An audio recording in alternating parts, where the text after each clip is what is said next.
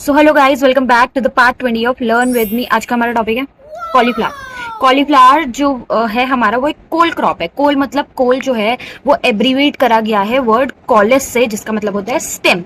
तो कोल क्रॉप्स के अंदर हमारी बहुत सारी वेजिटेबल्स आती है, जैसे कि कैबेज, कॉलीफ्लावर, ब्रोकली, ब्रूशल स्प्राउट्स, ठीक है, नॉल कॉल, ये सारे के सारे हमारे कोल क्रॉप्स के अंडर आते हैं। पर आज हम पढ़ने वाले हैं कॉलीफ्लावर के बारे में। So cauliflower scientific name Brassica oleracea variety botrytis.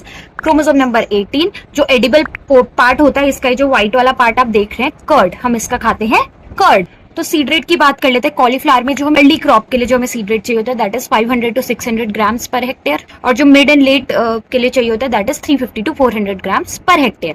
और जो ऑप्टिमम टेम्परेचर चाहिए होता है कर्ड इनिशिएशन के लिए, जो इसका एडिबल पोर्शन है, इसके इनिशिएशन के लिए जो हमें ऑप्टिमम टेम्परेचर चाहिए होता है that is around 17 to 20 degree Celsius. ठीक है, अब जो होता है हमारी दो प्रैक्टिसेस होती है कॉलीफ्लावर में जो बहुत इंपॉर्टेंट होती है। First one is blanching. तो ब्लांचिंग में क्या होता है, जब सन डायरेक्टली हमारे कर्ड पे पड़ता है तो ये इसमें जो होता है एंजाइमेटिक एक्टिविटीज होने लग जाती है, और ये जो कर्ड हमारे येलो होने लग जाता है। तो उससे बचने के लिए हम क्या करते हैं, ब्लांचिंग करते हैं।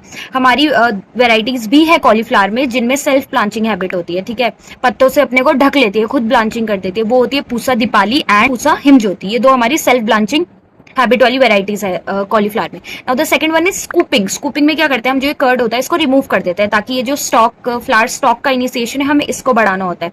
तो स्टॉक इनिशिएशन को बढ़ाने के लिए, फ्लावर स्टॉक इनिशिएशन को बढ़ाने के लिए हम कर्ड का रिमूवल कर देते हैं। तो इस प्रोसेस को ही हम बोलते हैं स्कूपिंग। जो स्कूपिंग का प्रोसेस है ये मेनली जो वेस्ट बंगाल में दार्जिलिंग हिल्स है वहां पे प्रैक्टिस करा जाता है। जो हमारे कोल क्रॉप्स होते हैं ये हाईली क्रॉस पॉलिनेटेड होते हैं और इनमें प्रोटोगाइनी कंडीशन देखने को मिलती है। प्रोटोगाइनी मतलब इनका जो फीमेल पार्ट है वो पहले मेच्योर हो जाता है देन मेल्स। ठीक है, अब हम बात कर लेते हैं कॉलीफ्लावर में वेराइटीज की। तो पूसा दीपाली, पूसा हिमज्योति, पूसा स्नोबॉल, ठीक है, पूसा अर्ली सिंथेटिक, पूसा कुआरी, पूसा कतकी, पूसा शरद, ये सारी की सारी जो हमारी वेराइटीज है वो है कॉलीफ्लावर की।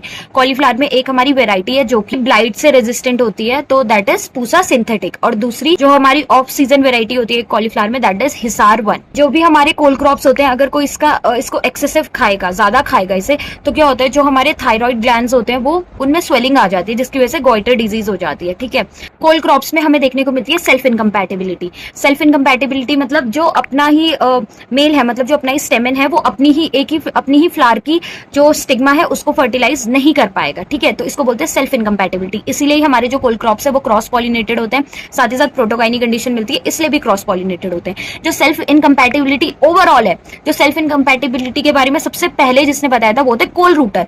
पर कोल क्रॉप्स में जिसने सेल्फ इनकम्पैटिबिलिटी को बताया सबसे पहले वो है बेटमैन। ठीक है, कोल क्रॉप्स के अंदर ही जो सबसे स्ट्रॉन्गेस्ट सेल्फ इनकम्पैटिबिलिटी होती है वो होती है हमारी केल में।